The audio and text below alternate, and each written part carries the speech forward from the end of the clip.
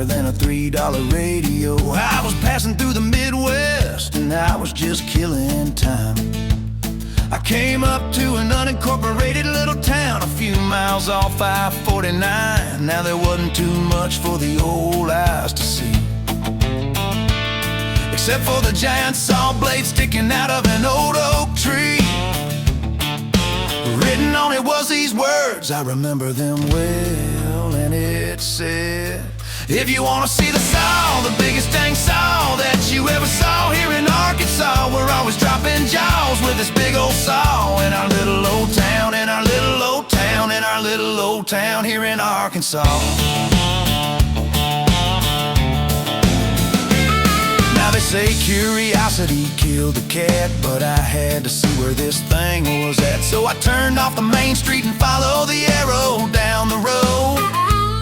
Now it went on for a while and I was hoping that the way was right. Then I got to noticing, man, there's not a single tree inside, just miles of old stumps. Then I seen up ahead another sign, and it said, if you wanna see the saw, the biggest dang saw that you ever saw here in Arkansas, we're always dropping jaws with this big old saw in our little old town, in our little old town, in our little old town here in Arkansas.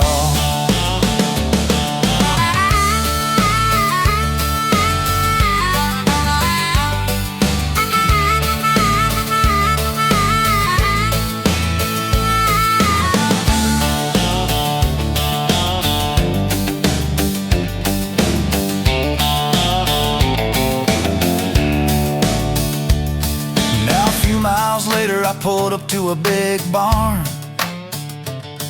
built right on the edge of somebody's farm, with a sign on the roof that said, you are here, come inside. And man, what I seen, I couldn't believe my eyes. It was the biggest dang saw that I ever saw there in Arkansas. I'd drop my jaw from that big old saw in that little old town, in that little old town here in Arkansas.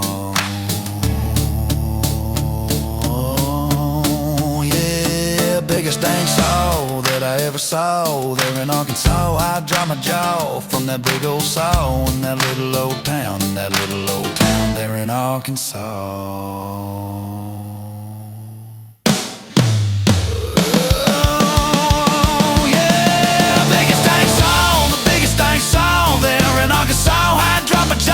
From that big old saw in that little old town, in that little old town there in Arkansas.